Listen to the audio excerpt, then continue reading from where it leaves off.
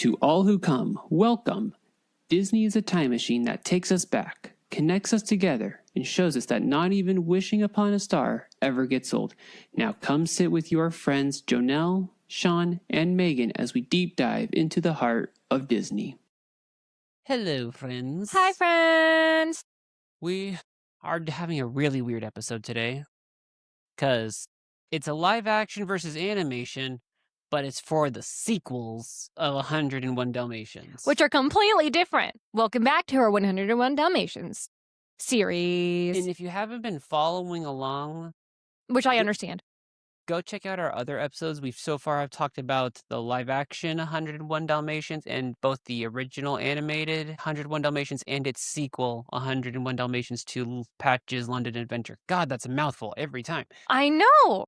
Today we're going to be talking about 102 Dalmatians, which is the live action sequel to the live action 101 Dalmatians. That has nothing to do with the animated 102 Dalmatians.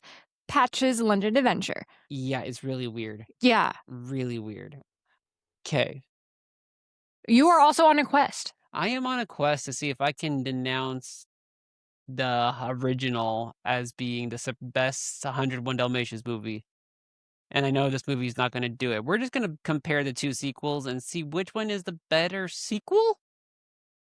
What's your first impressions of 102 Dalmatians? Okay, so I remember the cake scene. The cake scene. That was like my memory of it, and I thought it was in the first 101 Dalmatians sequel. Mm-hmm. This is going to be a really confusing episode. The live action, the original live action. Yes, I thought this was in the original live action.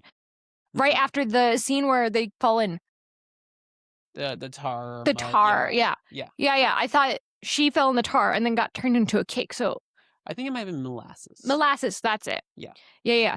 So imagine my surprise when that did not happen. And you're like, nah, that happens in the sequel. And I was like, what shenanigans come up in this sequel? Well, and I think we were both in agreement that it took a lot to understand the sequel because the only two characters that were there in in 102 Dalmatians were Cruella. Mm-hmm. And then one of the puppies from the original live action, Dipstick. And his name is Dipstick because his tail is like black, like a dipstick in a car. I did not know that. And Sean had to explain it to me because I was like, that name sounds kind of crude. And he was like, Megan, let me tell you about this car lore. And I was like, for once, I know something car related. But like, the way that I explained this earlier, which I'm going to bring up again because I was brilliant, is when the animation is all about the puppies. Yes. And then the live action follows Cruella's journey. It's all about Cruella. Which, I don't know why. Live action loves Cruella so much. But I love it. They add so much more to her character. I'm going to be completely honest. I don't care for Cruella. Really? Okay, is it you don't care for Cruella at all, or is it you don't care for her in the sequel? In 102 Dalmatians. You know, I don't really care for her at all. Hear me out. Dog murderer. Already not a fan. I like dogs. I like them not being killed. You're not wrong. But there's already a lot of awful stuff we have to deal with as adults. Yes. A lot of gross stuff in the world. Yeah. And I feel like Cruella is just one of those things, one of those characters that as a kid, I was like, who actually wears fur coats? I mean, that's just lame. Yeah. That's just that, like. It's so trashy. Like, as a kid, I thought that was just something they made up for the story, right? Or they just made up for fiction.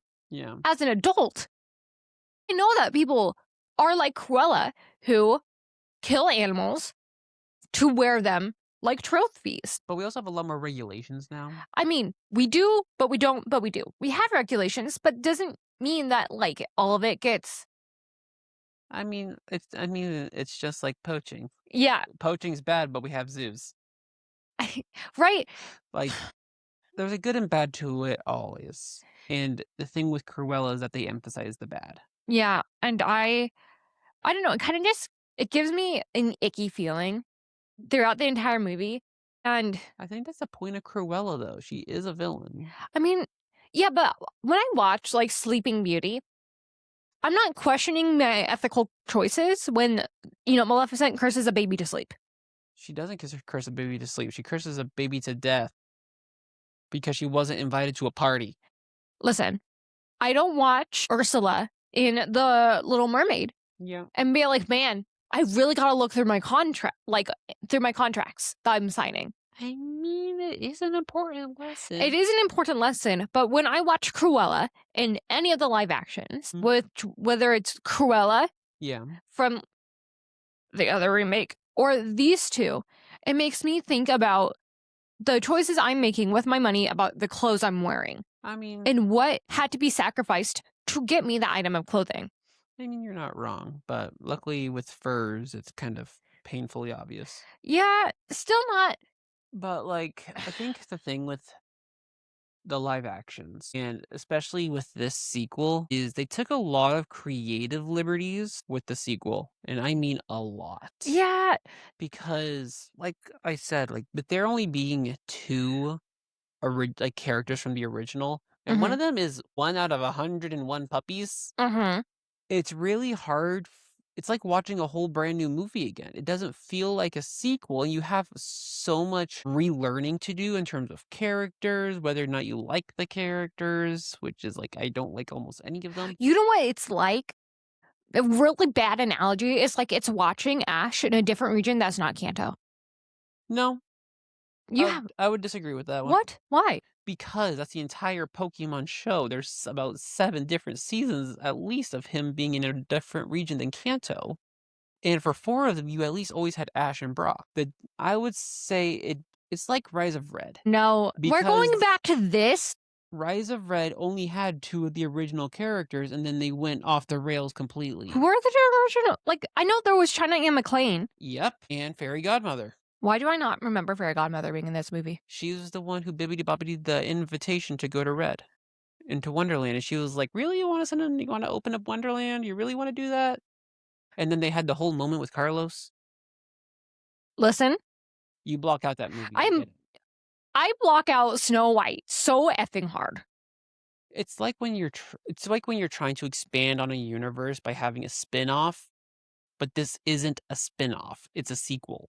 Yes. And it just doesn't, like, it took me forever to really kind of get a grasp on these characters that we had, like the male and female leads. Which I just have to say are better than Anita and Roger in the original live action. Not in OG land, because that Anita and Roger will always be my favorite. For the sake of clarity, let's just refer to like original live action, original animated versus animated sequel, live action sequel. Okay, let's do it. Just for transparency's sake, so we don't have to like differentiate 101 Dalmatians, 102 Dalmatians, 101 Dalmatians 2. It just creates it's a mess. And that's the other thing I don't like, is that the sequels don't even have the same names. At least the originals do have the same name, and we can easily say live versus animated. Here, it's 101 Dalmatians 2 versus 102 Dalmatians, which to me is a much clever naming scheme for a sequel. Also, I find it funny that there's one theme that has always been the same throughout all 4 movies. Which is? Very crappy intros. Yes! Oh my god. For some reason, all of these intros are crappy. Okay, I don't want to say the first one is crappy. Like from the animated one. By comparison, no.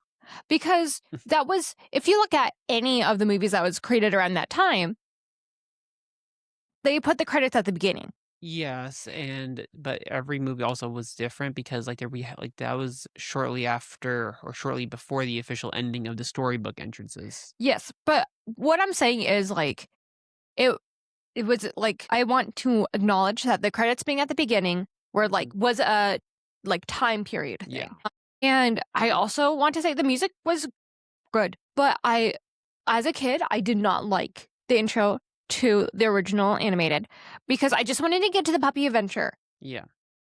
You just wanted to see the puppies. I just wanted the puppy adventure. Now, this one was an acid trip. It was an acid trip. And I know they're playing with the oddball and spots, which I kind of get in a creative way, but it's just weird. Because you have this white dog, right? Because the whole idea behind this dog is she doesn't have any spots. And it's obsessed with spots. And this intro was you had a spotted Dalmatian and like the spots were Like, coming off. yeah. And then flying everywhere, and the dog was flying everywhere till the dog was eventually spotless. Pun not intended. It just makes me uncomfortable. Yeah, it's an acid trip. Look, Disney animators, you're allowed to take acid. Please don't put it in my Disney movies. Thank you. Tell that to Who Framed Roger Rabbit. Let's not talk about that movie. I know it's like well beloved. It's a weird cult classic. It- That's not the live action we're talking about. No, it's not. I really don't even know where to begin with this movie because of it being so different. Let's start with the human characters. Okay, yeah. The ones that replaced Roger and Anita. I don't know which one I hate more. You said that you like them more than like other live action owners. Huh? I thought you said that you liked them more than like the live action Roger and Anita. I did like them better simply because their interactions seemed more genuine than Roger and Anita in the live action, like OG live action. But my problem... And they both kept their British accents. That too. The problem I have with this one is I don't find the male lead to be all that interesting. They threw him in very early on, and you really had no idea. You don't really have any idea of like who he is really, what his whole thing is. You don't know much about this random dog shelter that he has, why it started. Why is it in such a weird financial crisis? Like, there's so much unknown. Why is there a bird there? Like, honestly, I have more. I have more questions about this freaking macaw. The bird was my favorite character. I just want to shout out to Snake Discovery. And you're like, but why? It's this like a literal YouTube channel about snakes. They have a macaw that looks just like the one in the movie. His name is Chaka. And so the whole time that bird was talking, I was thinking, oh, Chaka from Snake Discovery. What a cute baby. But like, there's just so many more unknowns to that character. Like, at least with Roger, you knew we kind of, especially if you've seen the animated, you kind of had an idea of like, okay, he's in the park with his dog. You learn that he's like a video game designer, and there's not much more expansion that's needed because the story is more central to the dogs. Oh my gosh. What is the female's name in this movie? I don't remember. That's the sad part. Oh my gosh. But like, you see what I mean? There was a lot more information available about the male in the live action sequel, but they didn't explain any of it. Until like most of the movie was done. Even then, you didn't really get much. Like, you found out that he apparently got arrested for like stealing dogs, but he eventually said like, oh, it was because I was like releasing them. Like from like being experimentation. Yeah. But then like, let's take Cruella's trial, for example, or like her sentencing, whatever it is. She went through psychiatric treatment and was basically hypnotized into being good. Which I think is hilarious considering she was experimented on. Literally, like the animals. But I don't know what this is about London's judicial system. Versus it going to Roger and Anita, who were the original affected. Look, again, I don't know much about Britain's like judicial system. But I'm just saying, thematically, story-wise, it doesn't make sense. Hey, down, kitty. This is Nova. Everyone say hi, Nova. He's not a Dalmatian, but he's making an appearance this episode. You see what I mean, though? I see what you're saying. I really like the female character. Okay, tell me why. Okay, I like the idea. Like, if I were to come up with a sequel, right? If I, Megan Catherine Crawford, were to come up with some general idea for a movie, I would want it to be like the repercussions of what Cruella de Vil did. Yeah, makes the most sense. I think to have Cruella de Vil's parole officer is an interesting idea. To be one of the main characters and then also be like, I have Dalmatians. I am not letting this woman back near dogs. It doesn't have to be one of the 101, but I think it's cool that she like obviously adopted this puppy after learning what Cruella did. So I think it's cool. I think the idea, especially her in the beginning, is very interesting when she's like trying to hide her dogs from Cruella. I think she fades off near the end. But like I think the characterization of her being like no nonsense, being like, no, I'm going to make sure that I do right by the dogs of this city by making sure Cruella doesn't work with them. I think my issues come from the actress. I found her annoying. Like, I think in concepts, that character of Cruella's parole officer and having like dogs herself, Dalmatians at that, and Mhm. having Dalmatian puppies, I think overall, like, that's an interesting character.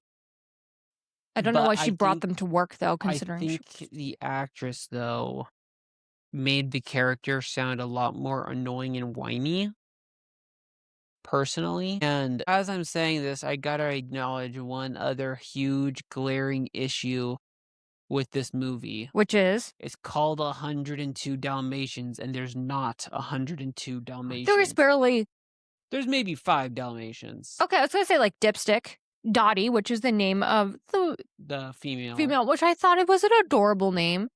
And then they had like 3 puppies. They had 5. Thank you. Maybe 6. There was not that many. I was gonna say there's Oddball, Mhm. and no, it's 3 because there's 2 boys with the spots. So there's like 4 Dalmatians. Exactly. But like, I can't help but feel frustrated that like you have a sequel, and it's not like you have the 101 Dalmatians that are now like Cruella's trying to get again, and then you throw Oddball into the mix as the 102nd one, because Oddball was such a huge focus in this movie. I just feel like they got lost in what they were like, almost had like too many cooks in the kitchen of who was in charge of what, and just kind of shoved it all together. I feel like this sequel, I don't like sequels are usually not like the best. Yeah. Like if there is a movie series, the first one is usually like quote unquote the best, and the second one's considered the worst. But then like the third one is always someone's favorite. Yeah, so Unless it's Toy Story 2. yeah, as a rule, it's like first one's here, second one's here, third one's here. Like it's always third one tends to be better than the second, but still doesn't quite hit that mark on the first. Unless it's Cinderella 3. Unless it's Cinderella 3 or arguably Descendants 3. Or Cars 3. I haven't seen Cars 3 since it came out, so. Well, I know what we're doing soon. But like I want to like this movie is the problem. Like there's so many parts of it that I do like. Like I love Oddball. One, the name Oddball. And the fact they made her character to be like obsessed with spots. You see, I found Oddball annoying. Why? Why is that whenever I like something in these movies? Oh my gosh. Okay, for one, no, I haven't owned a dog in a long time. Mm-hmm. And I've never owned a spotted dog. So those who do, sound off in the comments, please. But from my understanding of dogs, they don't care about what they look like. No. They will care if there's mud on them. They'll care if their fur is like soaking wet. Yep. But they personified Oddball to be more like a toddler. Yep. And maybe it's because I work with toddlers. Probably. Maybe because I'm just like, this is really weird personification of a dog. When every other dog acts very dog. Mm-hmm.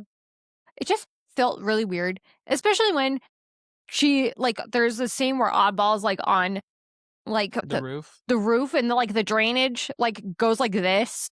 And she's, like, hanging off literally for dear life. And owner looks out the window, sees her dangling, and there's Cruella right there. And we're all just, it's a mess. Yeah, it's a mess, but also, like, I can't help but, like, acknowledge the way these dog owners act with their dogs and treat their dogs. It's like the early signs of permissive parenting. Oh my gosh, it is. Like, they let them have such free reign, and because these dogs are personified to have more personality, which is better than what was in the first one. Yes. Because the only one that had personality in the OG live action was Weezer? Whizzer. That one. He was the only one to really have personality. I feel like besides Pongo. Besides Pongo. And maybe Perdita had half personality. Perdita didn't have a personality. She was barely there. You're right. And so, like, I appreciate that they did try to give personalities to the dogs, since the movies are about the dogs, or they're supposed to. Mm-hmm. But I just hate that these dog owners see that and have so much trust in it that they quite literally permissive parent their kids or like their dogs. That's how bad it is. Oh my Like gosh. kids. I have 2 thoughts. Going back to the scene where, like, literally she brings her Dalmatians to work. her job, even though she knows she works with Cruella As a parole officer, as a parole officer. I'm surprised she spends as much time at a desk as she does. I mean, that, but I don't know. If it were me, Mm-hmm. and she apparently loves these Dalmatians more than life, Mm-hmm. I would never bring them to my job. Oh my god, no. No, I'd have maybe a picture, Mm-hmm. Always, yeah. but never bring that to my job. I mean, don't get me wrong. There are some jobs that like have dogs as part of it, you know? Like I think about like police officers have like their canine unit, you know? Yeah, But that doesn't mean you bring your own dogs to fulfill that. It's not like Pokemon training where you have where you can have your Pokemon partner as your buddy. right?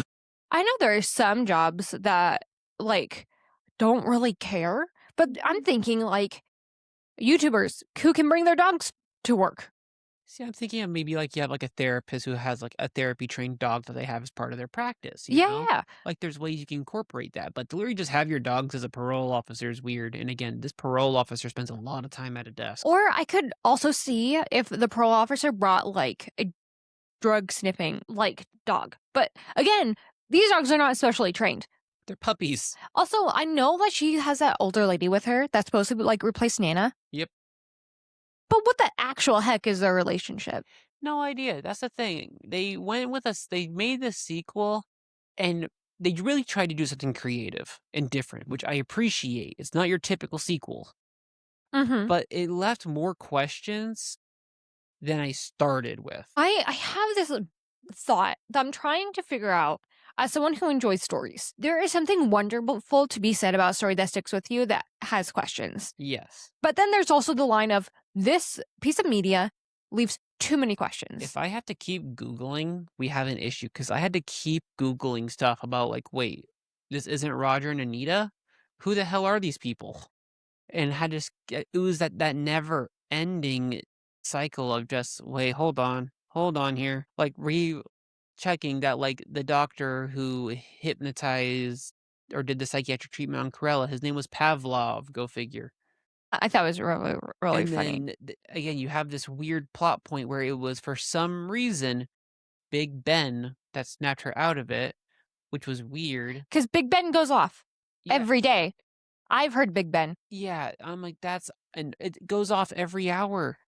How did you go as long as she did without hearing Big Ben? Well, she was like underground from what it seemed like in a very restricted like area. But again, you would still feel the vibrations of it.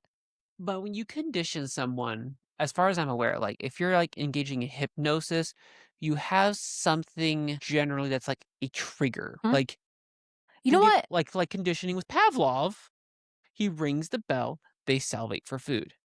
Yeah. Here, you had a reverse trigger, Mm-hmm. which was Big Ben, Hmm. to put them back to And you would think normal. that Big Ben going again would revert her back, right? The problem, kind of, but the problem I have is he was surprised when it occurred. Yeah. So And they he didn't tell anyone. He didn't know about that this would even happen. Didn't tell anyone. But then how did this happen? Because for that kind of trigger to exist, you would have had to condition that trigger to exist. So he would have had to use Big Ben. So it doesn't make sense unless, okay, if you know something, like if you're out here listening and you know stuff about psychology and hypnosis and conditioning, please enlighten me. You know what episode really like makes this easy to understand? Which one? Phineas and Ferb did a whole episode where Stacy and Candace were talking. And Candace was like, I just want to go on this date with Jeremy and not forget about my brothers. So Stacy hypnotized Candace and be like, when I say holy guacamole, you're going to forget everything. And just focus on your date with Jeremy. And then Jeremy says holy guacamole. And then, so she says it, and she says, like, when I say another normal random catchphrase, you'll sit back. Yep. And then Jeremy says a thing, and then she snaps back, but like, yep. And from what else I did like a small research project or I watched on game theory, it was one of the two. Let's be honest. Hypnosis only works if you are like willing to do it. Yeah, it's almost like, I'll say it, tarot cards. Yeah. Like, a lot of things like those types of practices only work if you're, like, getting what you're looking for. Yeah. Or, like, you're wanting a certain outcome, something to go your way, whatever Yeah, it is. Yeah. Like, there's a point of it where you have to, like, where you're actually allowing it to happen. Yeah. For tarot cards, you get these like this spread and you have to interpret it. You have to interpret it, but generally, like, it's almost like a way of calling yourself out with tarot cards. Like, Mhm. you know what you're gonna be told. It's just, like, coming from, like, almost like an outside source. Mhm. And, yeah, the whole hypnotizing thing with Cruella was really weird, and her hair being slicked back and everything was all neat and proper. It was really weird, but I really liked how they had her coming out and the hair going crazy. I just wish the trigger was better than just Big Ben. Like, again, I think they had something, and then they fell off. That's what I'm really feeling with this movie. It was a lot of, no, Like, nope. I love the idea that the other main character, besides the parole officer, was someone who rescues dogs. Mhm, Right? We're thinking about if 101 Dalmatians were to get stolen, mhm. who would be the most affected? People who are in the government and then people who rescue those dogs. Yep. Or like are in the animal world. Yeah. So it makes sense to me. And I know like the whole thing with the male main character is that he's rescuing dogs that had problems that no one else wanted. Like Or Bird, the flying Rottweiler. I still wish they explained more about this bird. This whole Bird needs his own, like, short series. He's, like, the most entertaining character. He's a parrot? He is a macaw. A macaw that thinks he's a Rottweiler. And talks in full sentences. Talks in full sentences. Did you notice that he had his own voice actor? Yes. That's because... That wasn't Alan Tudyk. Shout out to Alan. But, okay, I don't know much about parrots because I have a fear of birds. That's not, like, super traumatic. But, You just don't like birds. especially big birds. Yeah. Like, parrots, no thank you. I can admire them from a distance. If you were to bring one up to me, I would not want to be around it. Yeah. But from what I do know is parrots don't speak like that. Don't ask me. I mean, I have heard, like, I think it's mostly parrots are supposed to be, like, mimicking. Mm-hmm. But, again, this is a Disney movie. They gave a bunch of animals personalities. I mean, okay, hear me out. But they did, but they didn't. So Oddball has a personality. Obviously, this bird dog has a personality. Yes. And I would argue all the other dogs do. They were all watching Lady and the Tramp. I think it's hilarious that they had like a Lady and the Tramp scene that they were mimicking. It was really funny. I also love how when Anita and Roger's replacements in this The movie, new leads, I can't remember their names. Shelter Boy and Parole Girl. they were like, okay, you can watch this one movie and then it's time for the puppies to go to bed to their dogs. Again, permissive parenting, but also expecting dogs to somehow understand and parent in full sentences. Right. I'd be like if we were to go out for the night and we look at our son and be like, okay, after this movie, you're going to put yourself to bed. No, it would be saying that to Nova. Exactly. Nova, put your brother to bed. Clearly, he knows exactly what we're saying. Yes. Oh my gosh. And then you had the French furrier, Yeah. Peltier, whatever you want to call it. Peltier. Peltier. He was weird. Okay. Really, really weird. I don't even know where to go. He was weird. I did not like his character. I mean, you weren't supposed to like him because he was like paying staff under wages. I mean, he had a sweatshop. And he has a sweatshop. But I mean, I would have found it a little entertaining if they made more of his character and desire to help Cruella as him having an infatuation with Cruella. I mean, I don't know. Like, they had that angle at first, but it kind of fell off. I have so many thoughts. And I think with this movie, I feel like they lost a lot of the intensity of Cruella. I think this movie just became a very manic movie. Whereas in the original, Cruella was more calculated. Mm-hmm. It was a little bit more intense, Mm-hmm. especially around the idea of skinning animals. You had Horace and Jasper that actually were like taking puppies, stealing puppies, and so on. The idea of turning these 101 Dalmatians into a coat was much more intense with the presence of that Skinner person. The Mm-hmm. person's name was Skinner. Mm-hmm. And everything surrounding that. Here, it just kind of felt manic and all over the place. I understand why they did that, like from a storytelling perspective, but from an audience perspective, it felt discombobulated. It just felt discombobulated. It was hard to follow, and you just had these weaving storylines that were like overlaid on top of each other and intermingling with each other, whereas the OG was more linear. I don't know how I feel about multiple storylines in movies. I'm going to be completely honest with you. I can think of like right now one movie that does interweaving storylines well, and it's The Intern. Yes. And that's because like oh my gosh, what's his name? Robert De Niro. The actor's name is Robert De Niro. Robert De Niro takes 3 young apprentices on. And so we get to see how those 3 gentlemen are basically like influenced by this older gentleman. Well, like And then the romance between him and the masseuse. Yep. But the main story is him and Jules. Yes. I think the better way to phrase it is the thing that makes the interns multiple storylines work so well is that it is only over a few days, but it's generally through a person's life. Mm-hmm. You interact with a lot of different people in your life. Those relationships all look different. That's a normal day in the life. Like today, I had work. I interacted with patients. I interacted with visitors, staff members, you, one of our friends. If we were to shine a camera on all of those moments, it would work and make sense because it's all very like seamless throughout a day. Here, you have weeks and months of time with these very random characters that you're not mounted on a single perspective. Mm-hmm. You're jumping perspectives. The intern, you're looking solely through Robert De Niro. He is the main character. He is the intern. In 102 Dalmatians, it's not solely the parole girl. It's not solely Shelter Boy. It's not purely Cruella. It's not purely oddball. And it's not purely any of the dogs. But in the original live action, in the original animated, it was centered specifically on the dogs. Mm-hmm. That was the Twilight Bark.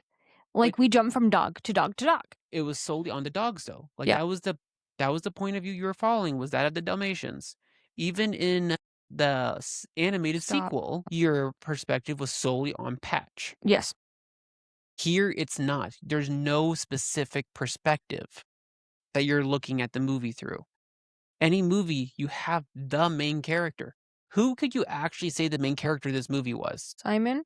I'll say the macaw. The macaw.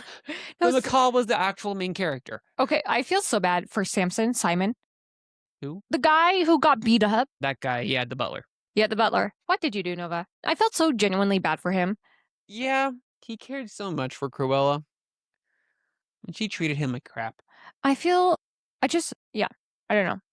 I feel bad for him. I do have to say, there is one part of this movie besides the macaw that I thought was great. Which was? Them bringing the song Cruella de Vil into this movie. It was something I was really upset that they didn't have in the OG live action. Yeah. And I liked how they tied it in with that montage sequence of her regaining her publicity. Oh, yeah. And I like that they did kind of change the lyrics to match the story for it. Like, even though the lyrics were different, it still like was the same song. I didn't like it, and I'm gonna be completely honest with you. It's literally because I listened to Cruella de Vil, the song, growing up so much that it was like a classic. Yeah. That like it bothers me that it got changed, and I understand that's just my own bias, and that's because childhood Megan thought that Cruella de Vil song was better than any other Cruella de Vil song, and I will stick to that by my grave. Selena Gomez.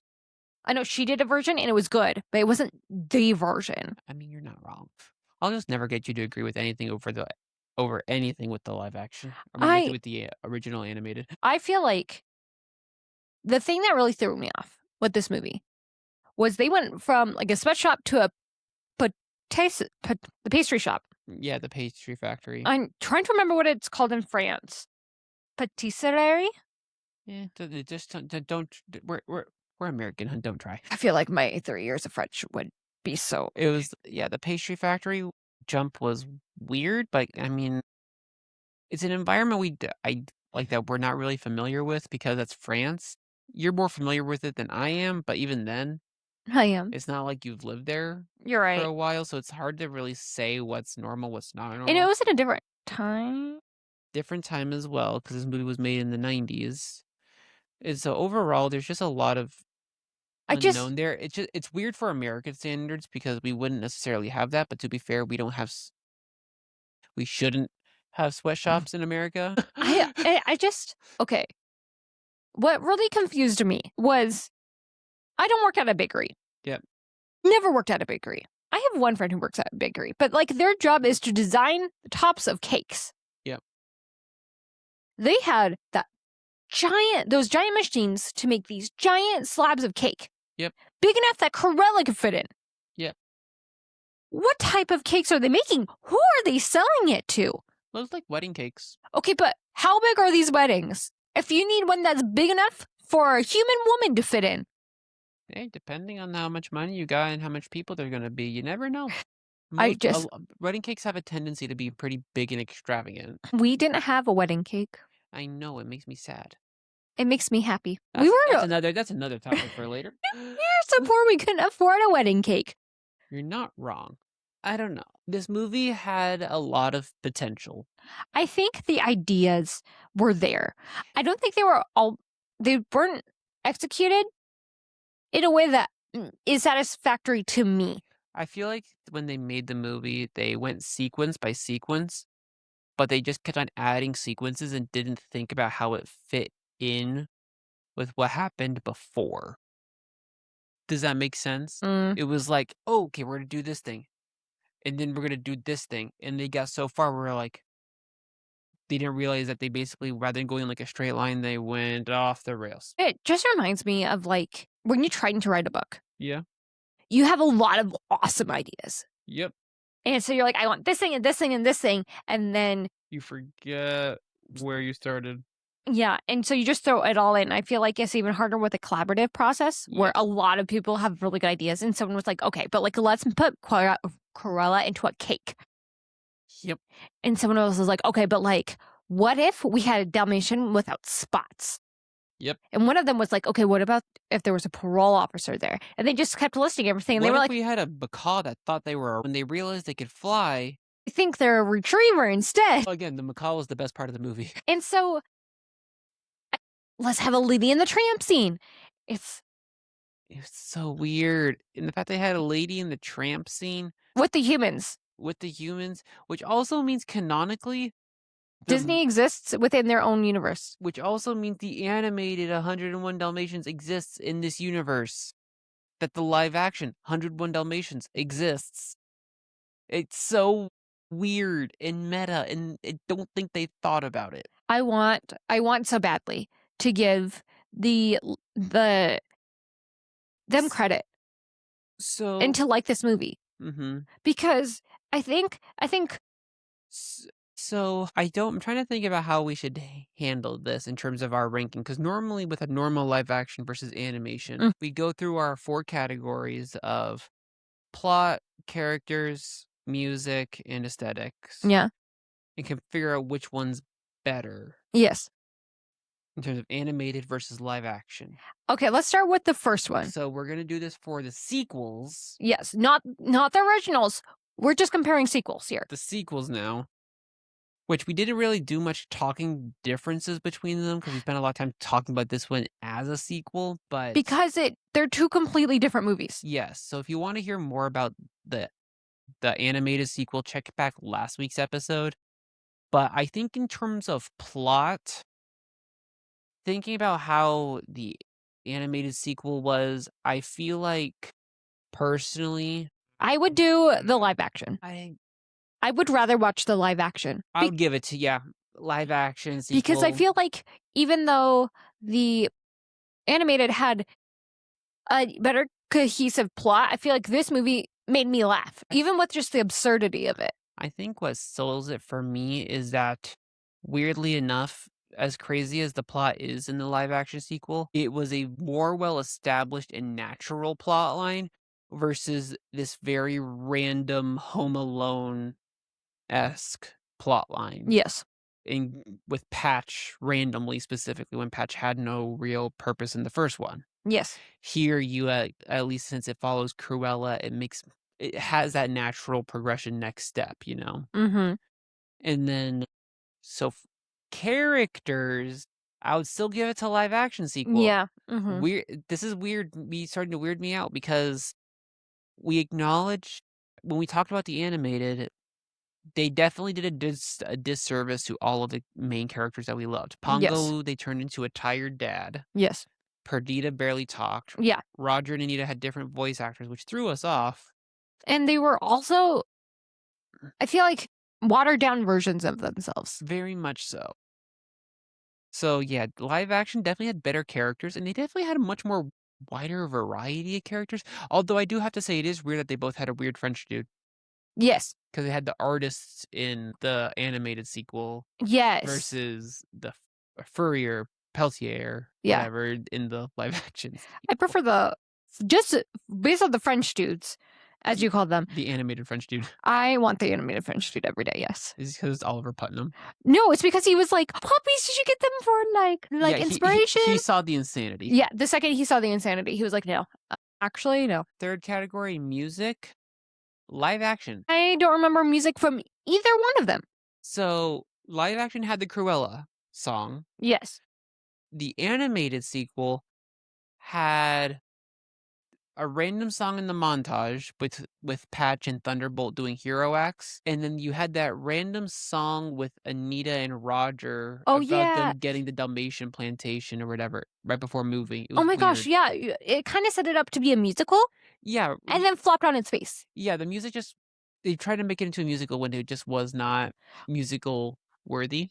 It reminds me of something Lin-Manuel Miranda said. I know, don't even come at me. If I had $1.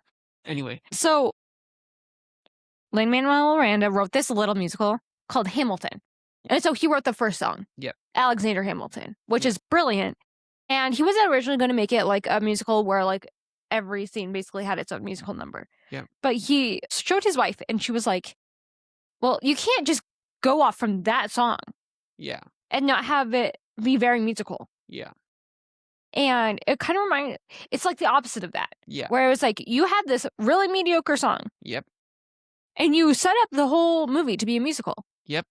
But you dropped it. Yep. And so I feel like just between the mediocre songs and everything, I'm like, at least the live action sequel had Cruella de Vil, which is a well-known, established song. And especially since it made up for the fact they didn't have the song in the original. Okay, I'll give you that. Yeah, I'd have to give it to live action sequel. And the last one is aesthetics, which I'm gonna give neither. Yeah, I'll give none of them are good. No, no. I mean, yeah, no. Animated sequel was fine. It was fine. I feel like it lost a lot of its charm. It did lose a lot of charm because it was more modern, so it didn't have quite like the rough edge. And you could tell, I'm going to go back to the original animated, like there were so many like fluffy dogs that like you could see like the fur move because of how it was hand drawn. Yep, the corporal. Yeah. Colonel. The colonel. And like the sheepdog that helped at the barn and the the live faces. Yeah, and then like the animated sequel kind of just made everything flat. And then the animated, I know like I'm going to give props to like the setting people who are like set up like sets.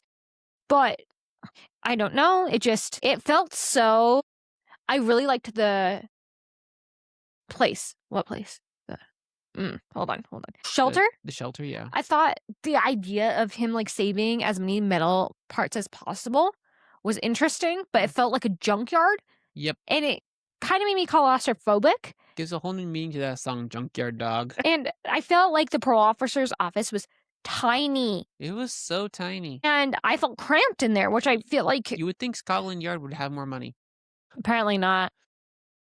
But yeah, so overall, I would say the live action, based off of like our ranking, the live action is the better sequel. It's the better sequel, mostly because it felt like it existed in the same world as its original. Yeah. Not the animated original, the live action original. Yeah. Like they could coexist. Yeah. So out of the animated ones, the animated was better than the live action. But out of the sequels, the live action sequel 102 Dalmatians was better. Do you agree with me now that the original animated was the best one? I'm still going to say, I don't like saying it's better. I will say it's both. I would say for me personally, 101 Dalmatians animated is a good movie. And so is the live action. Here's the thing. That's personally my perspective. I'm not a huge 101 Dalmatians fan to begin with. But I think both movies are solidly good. I think it's really funny because after doing this series, 101 Dalmatians has been popping off on all my feeds. I do have to say, I can at least say this. As a franchise, if you look at animated versus live action. Actually, no, we're going to do this. We're now going to look at both sets of franchises. We're going to go through our system. So both movies combined. So going through each of the 4 categories now, but as the franchise wholes, animated as a whole versus live action as a whole. I feel like the live action is better as a whole, just because Patch's London Adventure Screwed everything. Screwed the original down. And I'm not living with that. I got her to say it! No, in my heart of hearts, the original animation is the best one. But if you're like, man, I just want to binge 2 movies back to back in the franchise, I'd be like, do the live action, because I feel like you would get, it's a more enjoyable viewing experience than just the slog of Patch's London Adventure. Yeah. The live action just overall is a more cohesive set of movies. Patch's London Adventure definitely screwed the original animated. Yes. Which I don't think is surprising because Patch's London Adventure was the last one to release. It released after 102 Dalmatians was already made and released, which is even sadder considering they could have just made an animated version Of that. Like, that'd be the weirdest thing. You have an animated movie. You make a live action remake. Yes. You make a sequel to the live action remake. Yes. Which you make an animated remake out of. Oh my gosh.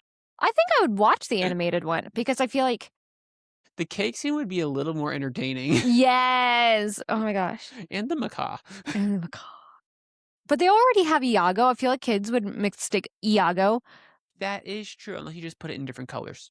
Yeah, there's more than one flavor of macaw. Yeah. Fun fact. Shout out to Cheyenne from Snake Discovery. I'm sorry. Okay, but anyways, we're going to let you guys go. Make sure you check back next week. Because we're watching Cruella and I am already feeling the emotions. We're going to watch Cruella, and then that'll be the end of our 101 Dalmatians series and the end of this season. And so over the summer, we'll just be releasing some episodes on the Jonas Brothers. Yes. Until we start season 3 in the fall. So check back next week for the end of our season. Whoop, whoop. Bye, friends.